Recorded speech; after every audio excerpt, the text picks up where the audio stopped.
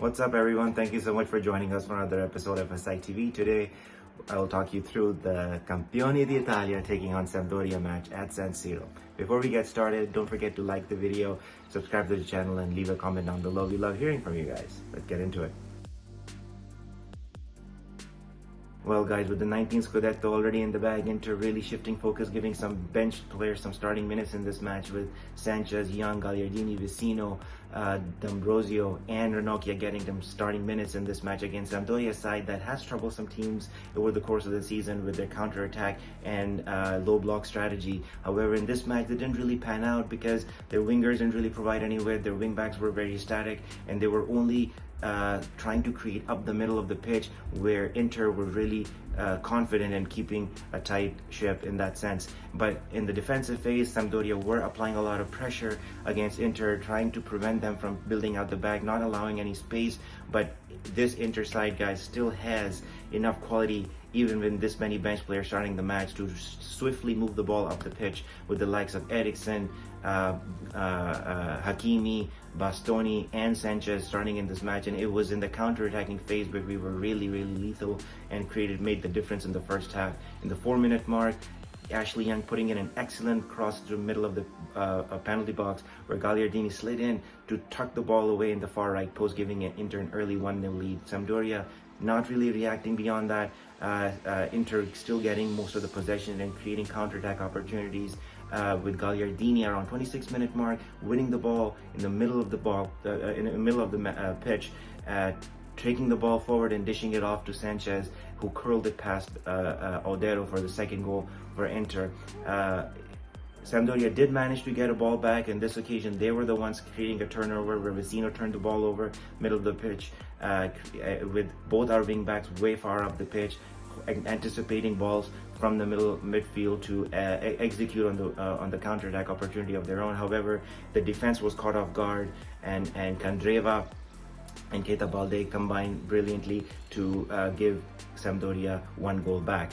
Right after that, however, Inter came screaming back and created a goal of their own brilliantly, with Hakimi darting down the right wing, getting the ball and putting in a brilliant cross to the edge of the box for Alexis Sanchez, who did one touch to control it and then finesse it to the far left post, giving Inter a comfortable 3-1 lead going into the halftime.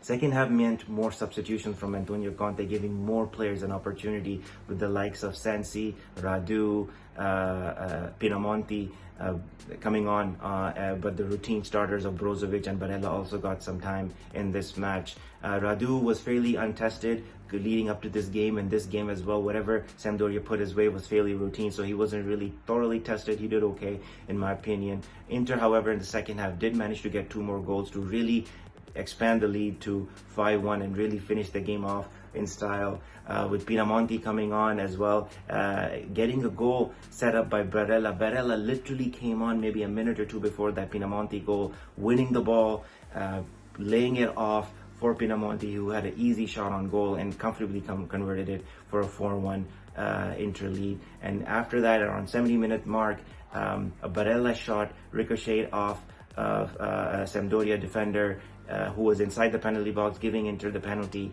and Lautaro Martinez comfortably tucked it away for a fantastic 5-1 victory. For me, the top of the match was Alexis Sanchez, who was brilliant, getting 2 goals in the first half. Movement was brilliant. He really connected well with the midfield and really was in the right place at the right time, and comfortably and calmly put away both his goal-scoring opportunities. Brilliant game from Alexis Sanchez. You could see he was disappointed coming off in the second half, where he was indicating that Conte didn't really let him finish his hat-trick. He was eager to get his third as well. But there's more games left in the game, and I expect Alexis Sanchez to start more. So fantastic game from Sanchez. The flop of the match in this game has to be Christian Eriksen. In this game, with Gagliardini and Vicino starting, I was anticipating that he would get a little bit more of the creative freedom to move around and connect with the attackers and maybe a bit more audacious going forward. But in this case, he was really lost, with Vicino and Gagliardini running around and really having a lot of impact defensively, disrupting Sampdoria's attack and not really doing anything in that sense. And because of that, perhaps Eriksen was relatively lost and really do much, and was subbed off in the second half. So poor game for Christian Eriksen after a fantastic second half of the season so far. SempreInterTV!